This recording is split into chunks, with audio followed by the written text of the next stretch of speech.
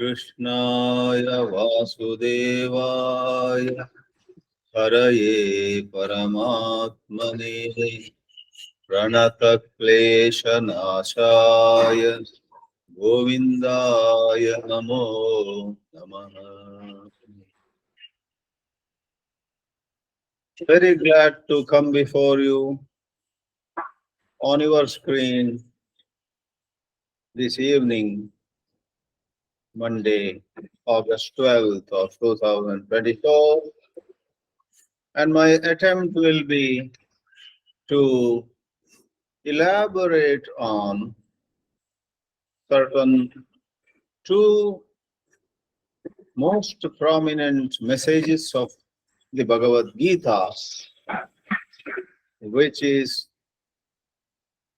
presented that way, summarized in that manner by no one less than the present head of Sringeri Matha, Sri Vidushekara Bharati Swami. Bhagavad Gita has been around for thousands of years, and amazingly, the Gita's influence, Gita's acceptance has been extending to larger and larger circles without much of organized funding or deliberate marketing. By its own virtue, by its own beauty and charm, this song celestial has been winning hearts all over the globe.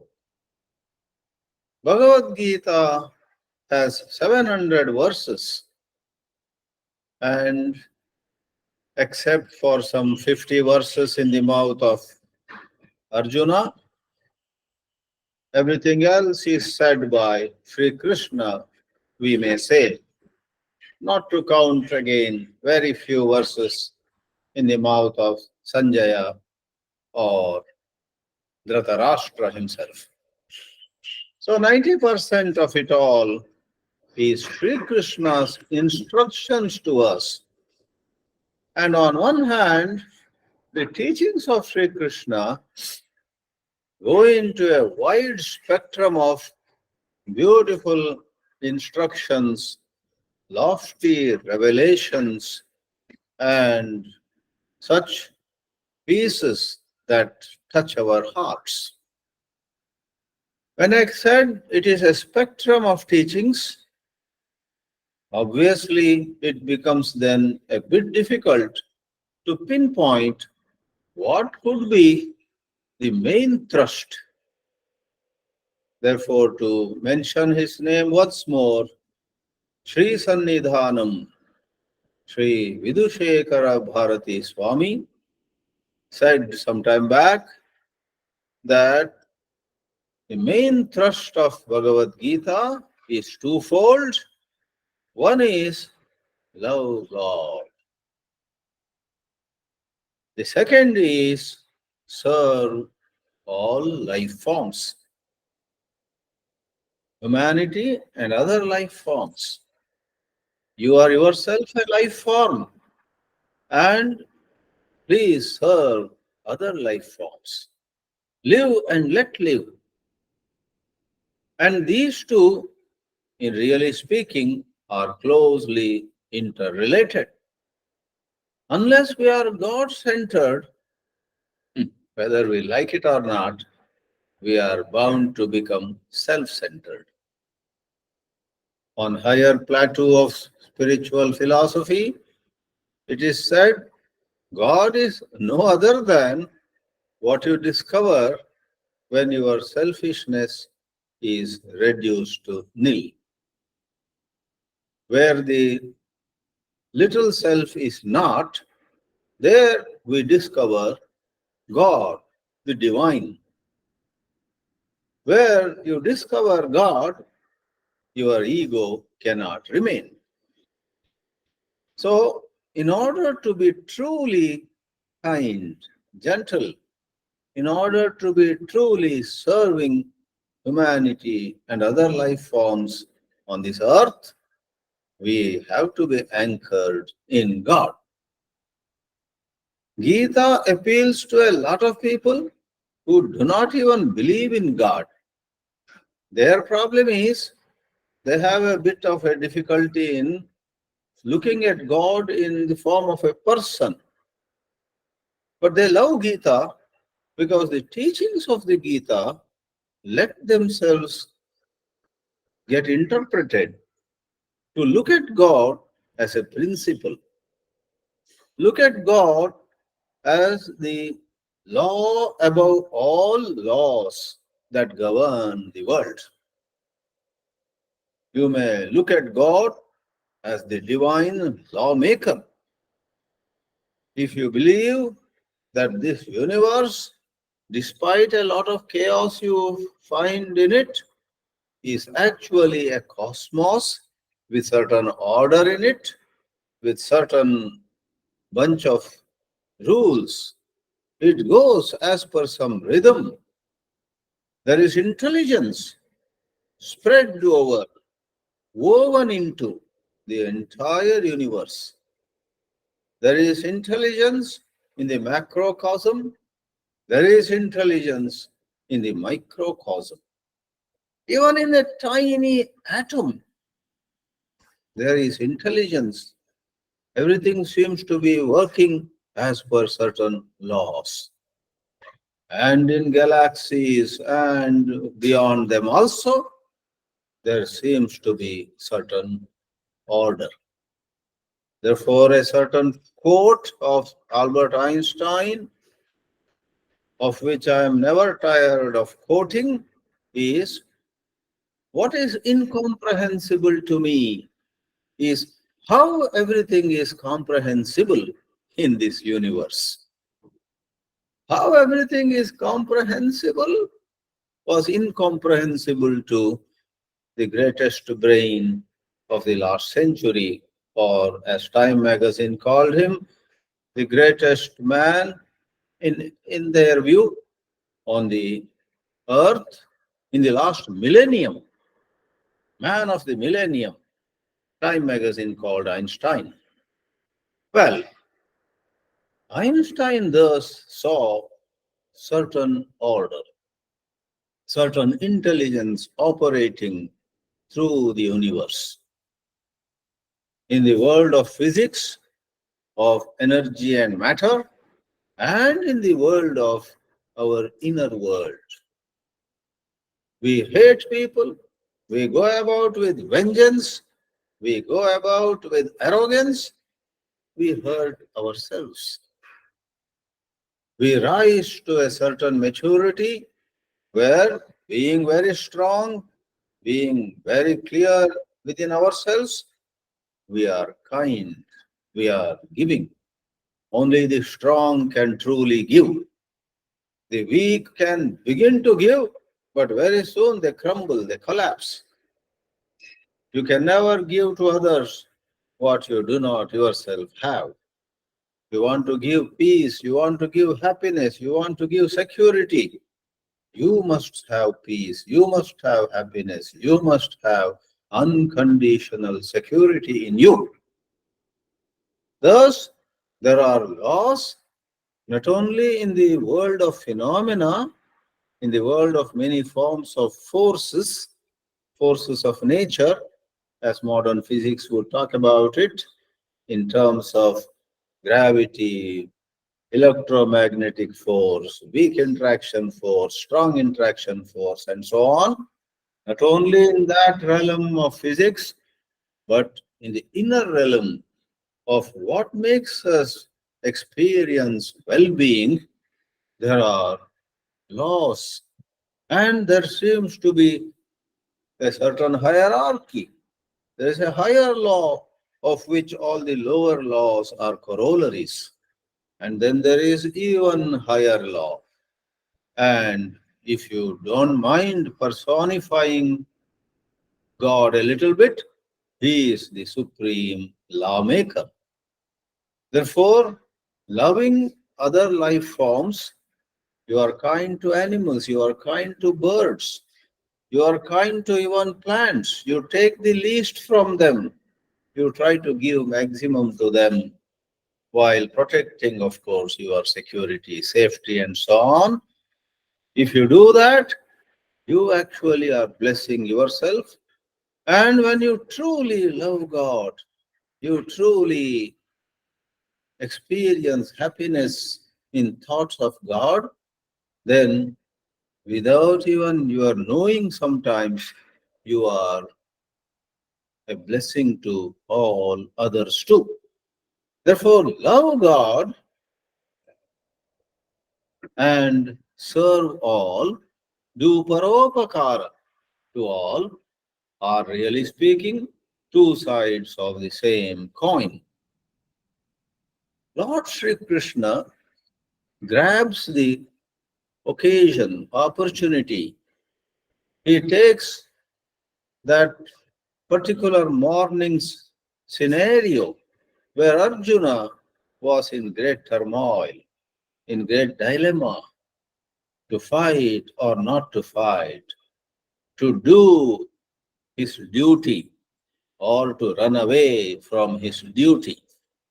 When that scenario unfolded, Lord Sri Krishna gave this immortal teaching, which Edwin Arnold in England called the song celestial.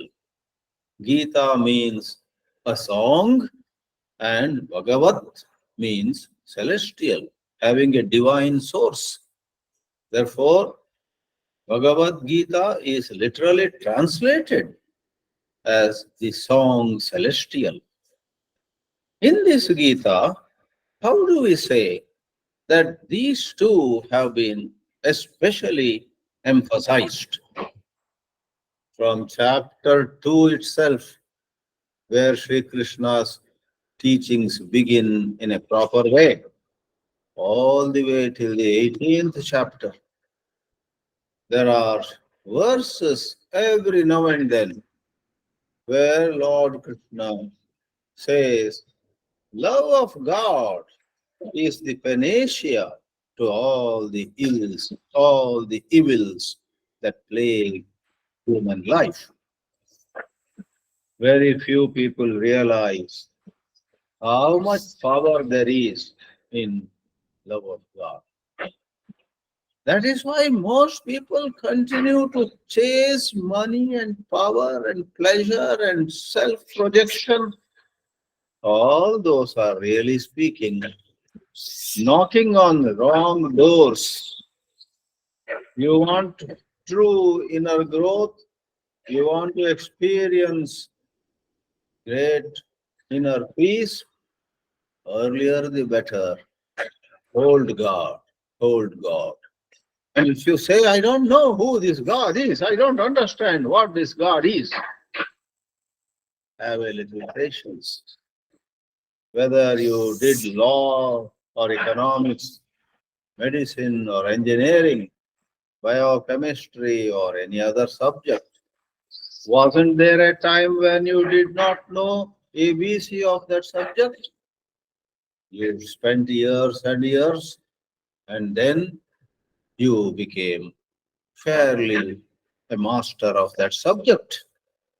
Likewise, spirituality is a subject where if you have an open mind and you study with truly pious teachers whose life, whose lifestyle, whose peace, whose calmness, whose harmony with all, who live a life of values, to go to them, to learn from them, then you will become pretty much clear on what under the sun is God. God is above the sun, by the way. For everything else or anything else, we can say, what is that? What is that under the sun? But God is above the sun. I correct myself. So, where does Sri Krishna say, love God? In the second chapter, Bhagavan Sri Krishna says, human life goes for a 6. Human life meets with ruin. Human life ends with so much of sorrow. All because man, by man I mean women, everybody, man is unable to control his emotions, control his sense organs. There is that beautiful portion at the end of the second chapter, which most of you know pretty well. Sthita Prajna Lakshanas, the hallmarks of someone whose wisdom is steady. Sthita Prajna is one whose prajna, understanding of the higher realities, higher truth, is sthita. Alas, overwhelming majority of people on the earth are just one letter you have to change. Instead of sthita prajna, please write or say gata prajna. Most people are gata prajnas, and Bhagavad Gita, if you are cooperating, is ready to hold your hand and guide you to your destination, where you become sthita prajna. Today, our understanding of what life is all about, what the purpose of life is, how we may be truly good to others, good to ourselves, how our whole life can become sarthak, truly a blessing. All this understanding can be developed by a proper study. And Sri Krishna in that portion says, if you find that your senses, eyes, ears, nose, tongue and skin, hands, legs, and other karmendriyas, they are turbulent, they, without prior notice, simply and suddenly make you topple, make you lose your balance, and you end up doing what should not be done, or do not do what should have been done. You say later on, why did I do this?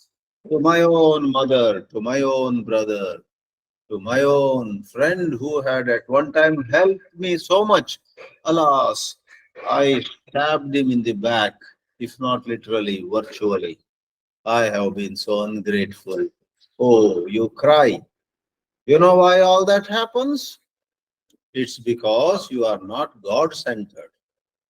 Tani sarvani sanyamya yukta asita madparaha. There is a line in the Sthita Prajna Lakshana portion of the second chapter of the Bhagavad Gita to highlight the key words Yuktaha Asita Matparaha. Stay more and more devoted to me, says Sri Krishna. So if you are more regular in your anushtana, even you get 5 minutes free time here, or you are resting for 20 minutes and you are not getting sleep, go on remembering God with the name of God. Shri Ram, Jai Ram, Jai Jai Ram. Shri Ram, Jai Ram, Jai Jai Ram. You may get sleep, good. If you don't get sleep, you have done some nice japa which will uplift you, which will purify your mind.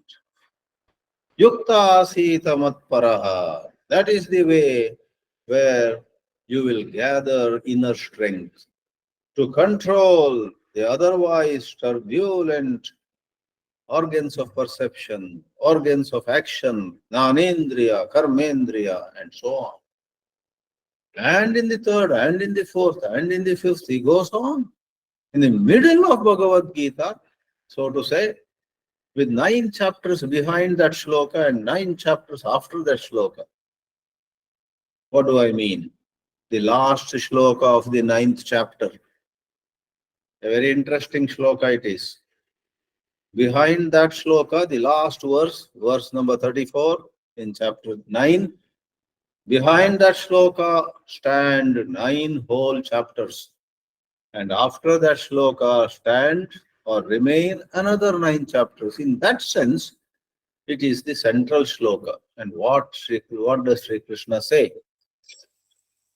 Manmana bhava madbhaktaha madhyaji mam namaskuru mameva eshyasi yuktva atmanam matparayana. Fix your mind in me. Do everything by which I am pleased.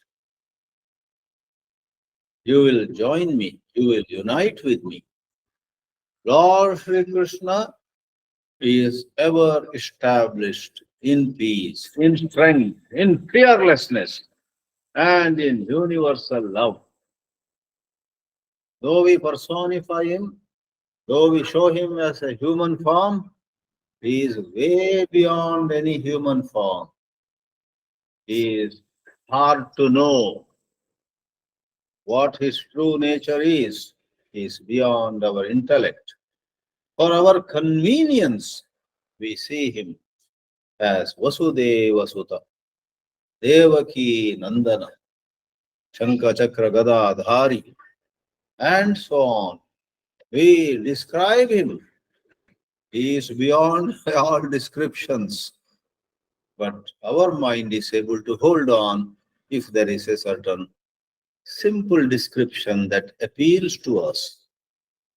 In the 9th chapter, he says, to please me, you don't need the wealth of Ambani or the knowledge of some Nobel Prize winner. You don't need the muscle power of wrestlers. You don't need any of those things. Offer me a leaf. Offer me a flower. Offer me a fruit. Or offer me just a spoonful of water. Patram pushpam phalam toyam yo me bhaktya prayachati tadaham bhakti upahritam ashnami prayatatmanaha. Whatever you do, offer it to me. Have a sankalpa inside you. Some guests are coming. I'm going to make some nice upma for them and good coffee. And yes, my guests should be happy. But by my loving service to my guests, God above should be happy. God should say, you followed a Vedic statement, Atiti Devo Bhava. I bless you. We take care of our old mother. We take care of some elder brother who is not well. We go and help a neighbor. On one level, we say, this neighbor for whom I brought medicine and gave, I sent dinner for him from my house. May he be pleased. On a higher level, such acts of kindness, such acts of goodness make God happy. Because God is in everyone, Gita says it. Ishvaraha sarva bhutanam hradi tishtati, hradeshe tishtati. Sarvasya chaham hradi sannivishtaha. By saying that, already he shows to us that he is way beyond an idol or a particular form. Leave alone non-Hindus. Many Hindus themselves wonder, why have we reduced God to this Rama, this Krishna, and Rama's wife is abducted, and Krishna is made to drive a chariot. What is all this? Alas, spiritual education is so low among Hindus. They don't know their own spiritual philosophy. They have not studied the breadth and depth of the spiritual wisdom contained in many works.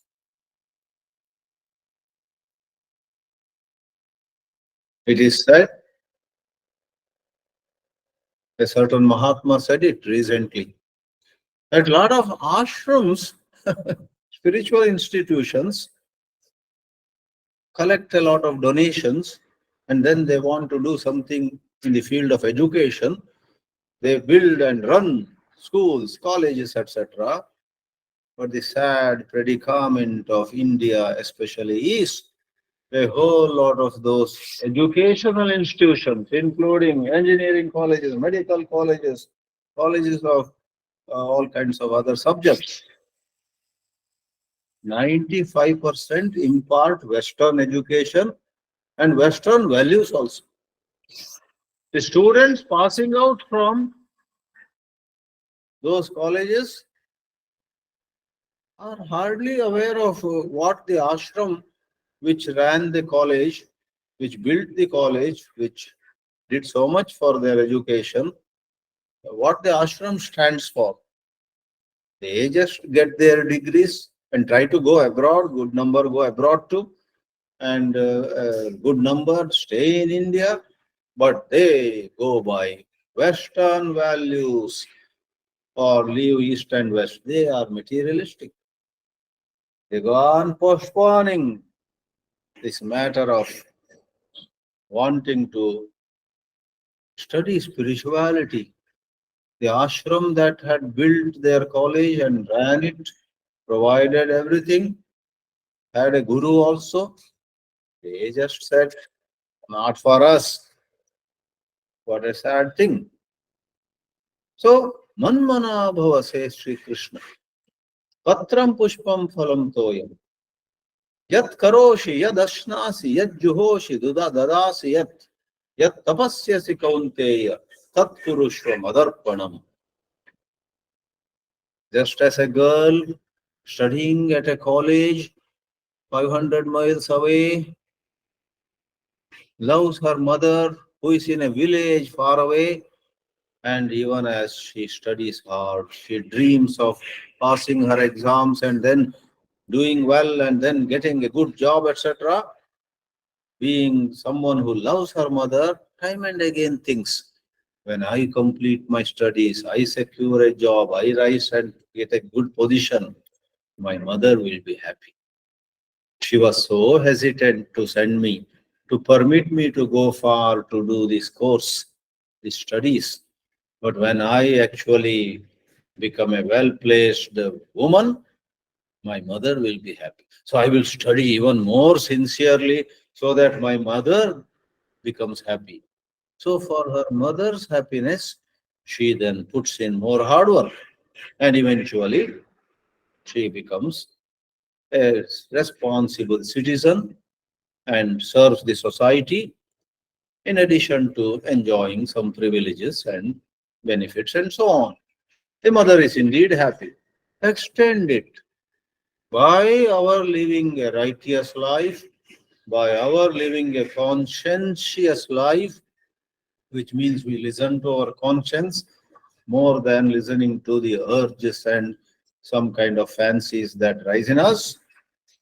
God is pleased. All the way till the 18th chapter, Bhagavan Krishna here and there says, love of God, love of God. In the 18th chapter, there's such a sweet verse. After saying Sarva Dharman Parityajya and so on, there is this verse. How does it begin? Give me a moment.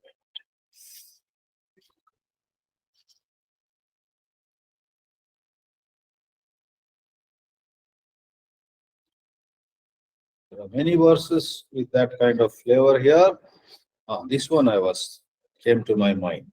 This one of the very sweet verses. This Manmana Bhava again comes, Sarvadharman Parityajya comes, and many other verses come towards the end of Sri Krishna's discourse in the 18th chapter. But the one that has great sweetness is 62. Tameva Sharanam Gaccha Sarva Bhavena Bharata Tat Prasadat Param Shantim Sthanam Prapsyasi Shashwatam. For a change, Lord Krishna changes the person. In grammar we have third person, second person, first person. I and we is first person. You and plural of you is second person. He, she, it, Rama, Krishna, Govinda, Sita, Gita, Anita, that is all third person. Uttama Purusha, Madhyama Purusha, and Pratama Purusha in Sanskrit and many Indian languages we call that. Lot of places Lord Krishna refers to himself as I. I protect you. I will save you. Be devoted to me. But in this verse, Tameva Sharanam Gaccha, Sarva Bhavena Bharata, surrender to him. Deliberately, Bhagavan Sri Krishna uses the third person. There is God everywhere. Be devoted to God, surrender to God in all respects. Kayena Vacha Manasa, by physical actions, by emotional responses, by your intellectual activities, by speech, everything. Sarva Bhavena Tameva Sharanam Gaccha. And by his grace, Tat Prasadat, Tasya Anugrahat, Tvam, you will attain true peace. You will no more complain about 100 things about which every day you are complaining. You and I need an excuse to complain sometimes.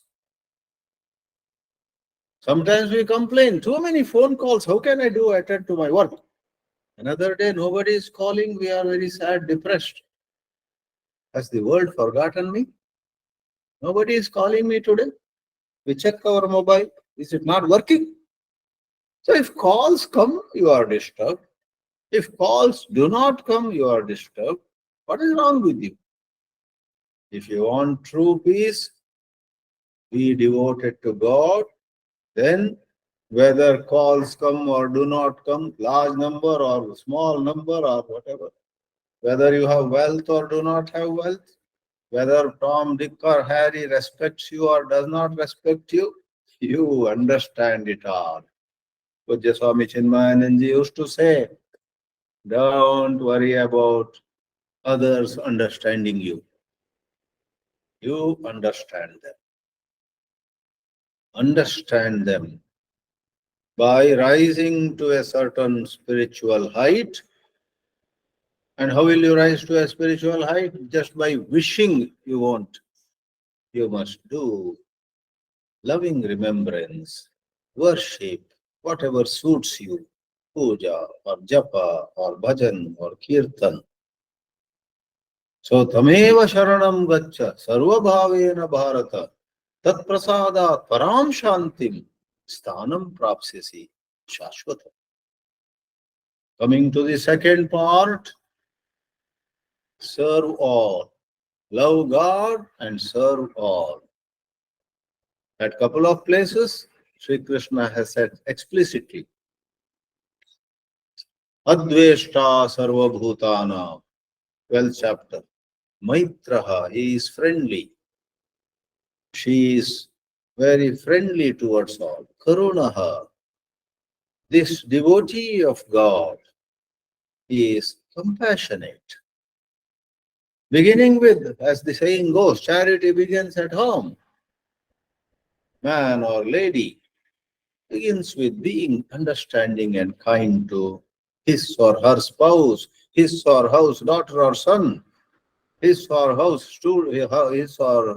students, if you are a teacher. Kind, compassionate, not in a pampering and spoiling manner, but in a mature way, where you express sometimes your difference of opinion, but you ensure that the other person grows. Your disturbance should not make the other person also more disturbed, and then, earlier you are sad, now two people are sad, three people are sad. The immature teacher goes into the class and yells and screams at the students. He was very disturbed because they had not behaved well in the corridor or in the previous class or next class. As soon as he entered the class, he says, I want to tell you all something. And he disturbs them. 5 minutes ago, he was disturbed. Now the whole class is disturbed. He is disturbed. That is not maturity. Think about how you may handle a situation whereby the other person also sets himself right, sets herself right. Yes, the other should be brought to the right path, and we ourselves should also come to a certain stability. So, values like Adveshta Sarvabhutana, Maitraha, Karuna Evacha, Nirmamaha, Nirahankaraha, Sama Dukkha Sukha Kshami, or in other sets of values, Abhayams, you know, Sattva Samshuddhihi, Dana Yoga Vyavastitihi, Danam, charity, Damascha, Yajnascha, Swadhyayaha, Tapaha, Arjavam. There are so many values. And at another place, Sri Krishna describes those who are spiritually evolving to be Sarva Bhuta Hite Rataha. That is one expression. They are interested in the well-being of all life forms. Reverence for all life. Sarve Bhavantu Sukhinaha. Not just a saying, but they have that in their heart. But I would like to say that this serving others is touched upon by Lord Sri Krishna at a lot of places in the guise of Karma Yoga. What is Karma Yoga? Some people misunderstand Karma Yoga as working 18 hours a day. Somebody said proudly to me the other day, my son, is a Karma Yogi. 18 hours a day he works. Oh, really? I see. So are you calling him a Karma Yogi because he is working so hard? Yes, he is a Karma Yogi, always busy with this work. Sorry, it's not the number of hours that makes anybody a Karma Yogi. If he is hardworking, your son, God bless him. But what makes karma into Karma Yoga is not the quantity that one does, not the number of hours, but it is the attitude, it is the service mindedness. Does he work 18 hours for others or for himself to get richer and more powerful, for himself to send across a message to everybody how great he is, how accomplished he is, how he is as though a special creation of God? So that determines whether one is a karma yogi or just a karma asakta. Karma asakta, karma phala asakta. These words come in the Gita. Somebody very attached to karma, workaholic. Without work, he feels lost, like fish out of water. He has to be working all the time. And phalasakti, even though he has amassed enough wealth, he got so used to earning more, earning more, earning more. He got attached, addicted. Doesn't need really any more money, but without some money coming to his bank account, to his hands, he feels lost. What a slavery to a certain mental condition. One has gone away from reality. There are many other things that can be done in life. But this man who is only after money, he has got stuck in a groove. In the process, doing injustice to many relationships, doing injustice to his own family, her own family also at times.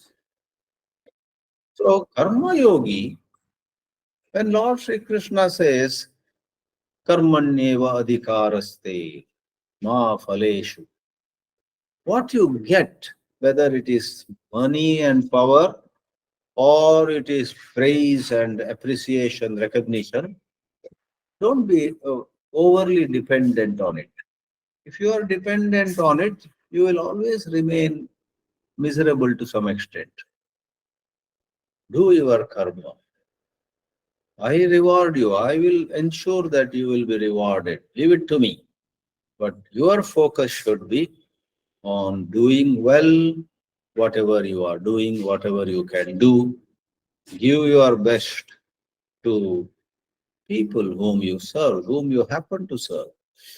Your clients, your customers, your family members, your neighbors. I mean, don't try to be a god on earth, saying, I'm going to help everybody in the town. You can't. Some of us may be able to touch the lives of 8 or 10 people. Number doesn't matter.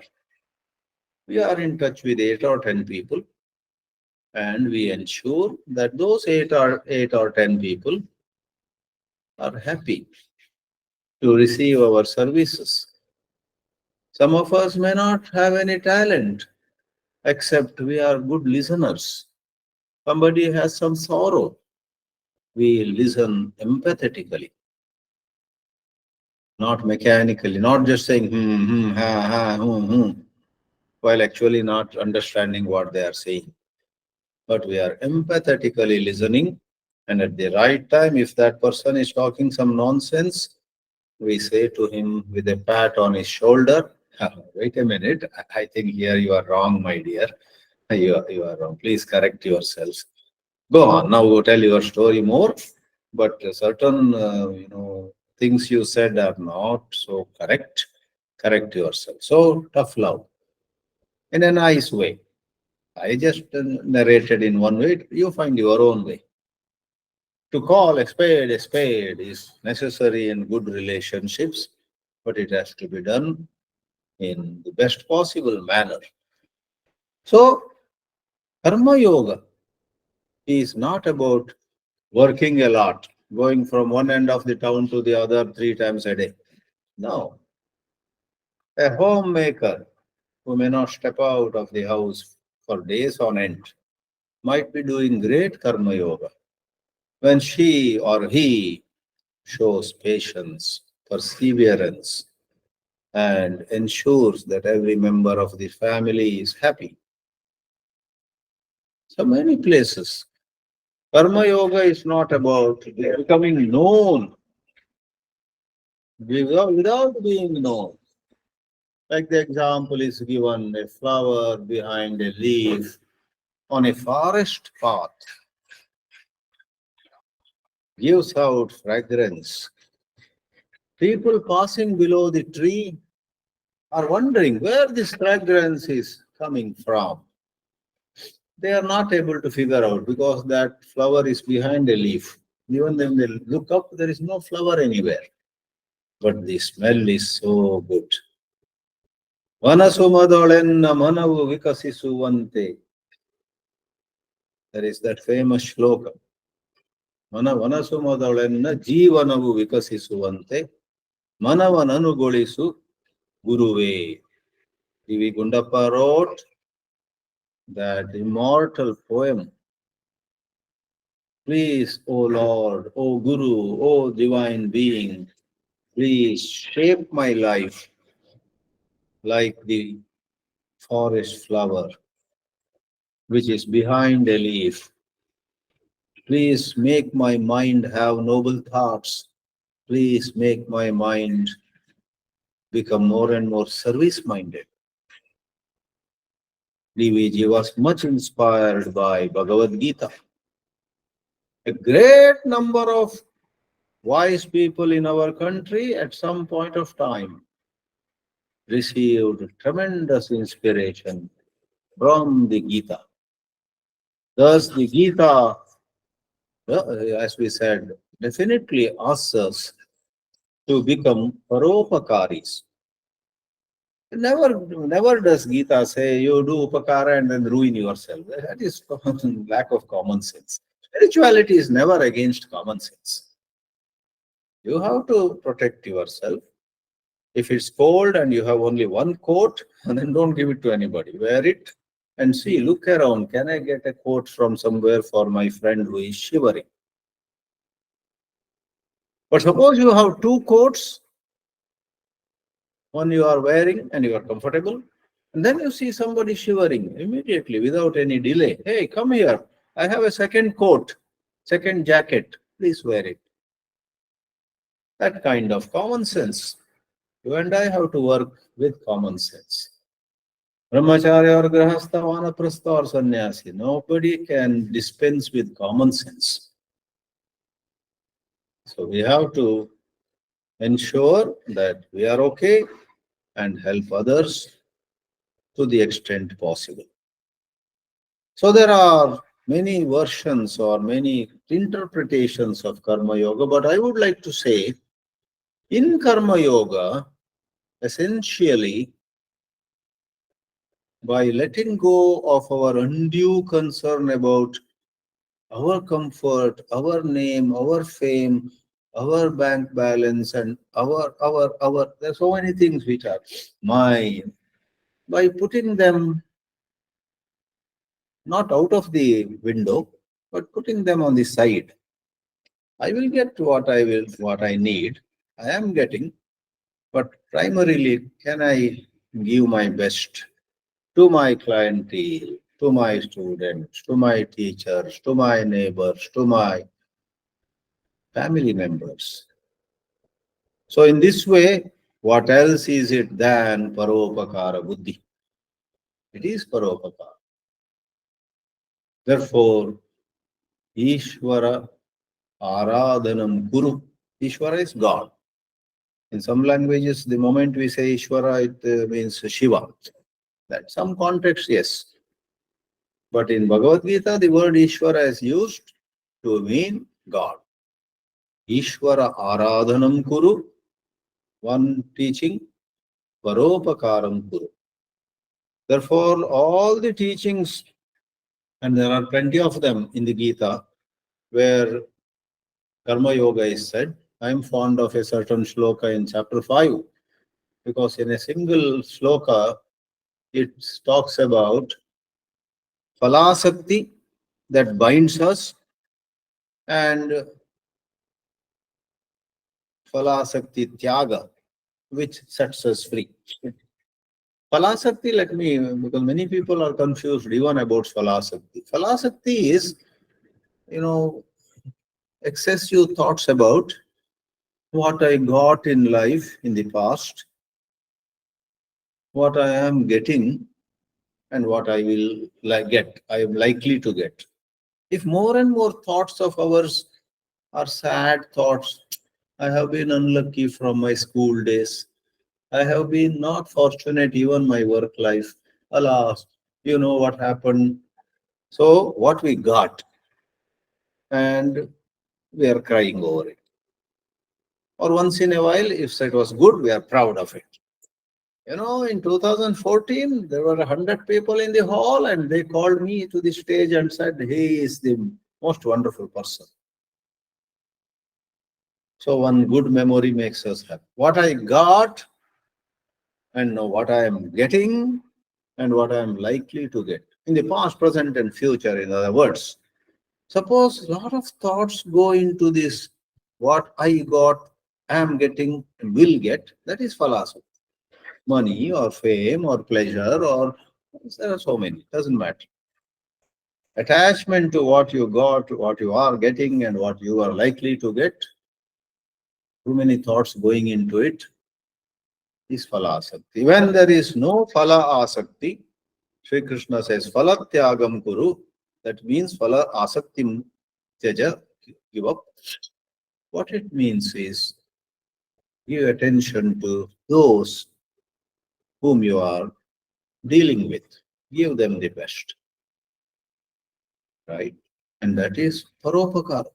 The fifth chapter, you might be wondering which shloka it is. It says, Yuktaha karma phalam tyaktva shantimapnoti naishtikim ayuktaha kama karena phale sakto nibadhyate. There is a shloka in chapter 5, maybe 12th or so. Ayuktaha, one who has not integrated, one whose personality is yet far from perfect. Ayuktaha, disintegrated guy or disintegrated woman. Ayuktaha, kamakaren, always with some desire, personal desire, becoming more and more insensitive in the process towards others and others' needs. Kamakarena, Phale Sakta, so engrossed in, so absorbed in, so much stuck in what he or she has to get. Nibadhyate, Sri Krishna says, then you are digging your own grave. You are bound. Whereas the first part of that shloka, Yuktaha, well integrated. All Gita is about our moving from being disintegrated, contradiction, conflicts, and so much as though all the time some tug of war is going on inside us. That is disintegrated. Yuktaha, when you become integrated, your senses, your mind pretty much follows your vision, your values, your ideas that are well digested by you. You have digested certain spiritual teachings, and then your mind and senses fall in line, they cooperate with that vision. Then you are yukta, integrated. Like in maths, they have fractions and fragments. Then you have integers, whole numbers. So, to a mathematician, we may say, you know what, Bhagavad Gita is from going from fraction 3 by 4, 7 by 8, etc., to whole numbers 7, 9, 11, 12, whole numbers. Go from fragments, fractions to whole numbers. Yuktaha karma phalam tyaktva. Somebody insults him, it pinches him, it hurts him. In fact, 1, 2 teardrops may come down. My God, I did so much for him, and this is what he says to me. It pinches him. But within a couple of minutes, he takes a deep breath. Shri Krishna Paramatmane Namaha. Chalo. Doesn't matter what he has to say about me. I'm going to continue to do some seva, to do my work well. Then that is karma phala tyaga. Yuktaha karma phalam tyaktva shanti mapnoti naishtikim. Over a length of time, this karma yogi has attained certain stability, you see. So that stability is nishtha. It's not once in a blue moon that he has that service-minded approach. He has got certain nishtha, means he's quite steady. You see, in Sanskrit, stha, nitaram sthanam. In English, it is stay. Stha of Sanskrit and stay of English have the same meaning. You stay firmly in your unconditional service-mindedness. Whether others like it or not, of course, ensuring some basic amount of safety and security, you want to continue. You don't want to be a beggar for their love and adoration and all that. Yukta karma phalam tyaktva shanti mapnoti naishtikim nishtha or nishtha janyam, the acharyas would say. Ayukta, the disintegrated person, always crying about what he did not get and so on. So, yeah, it is 12. I verify. Verse number 12 of chapter 5 gives a beautiful contrast between integrated personalities. Now, none of us may be there already. So, this is not to pour some cold water on anybody's enthusiasm. It's not a, what I'm saying is not to judge anybody. I myself am not integrated yet. We are all on the path. We are all in the journey. Here and there we are good. Some other time we are full of our own sobbing story. So, lastly, this paropakara reflected in the teaching of Karma Yoga.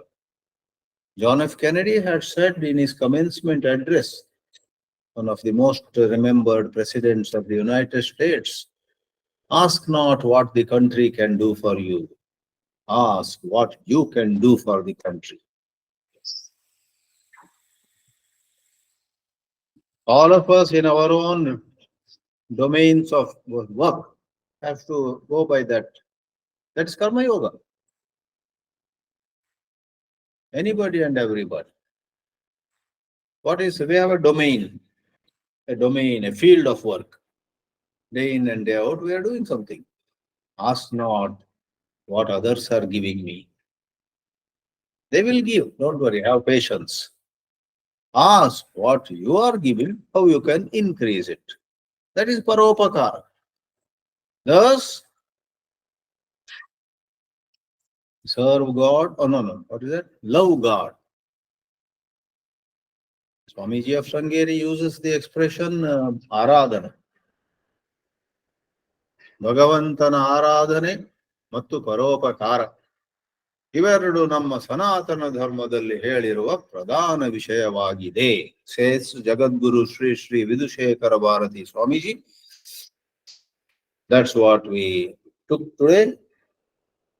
This quote by Sri Vidushekara Swamiji inspired me when it came to me about a month ago. Since then I have been thinking, wow, I must speak on this sometime. I must first reflect how love of God, Bhagavantana Aradhana, and Paropakara, serving others. These are, he says, the main teachings of Sanatana Dharma.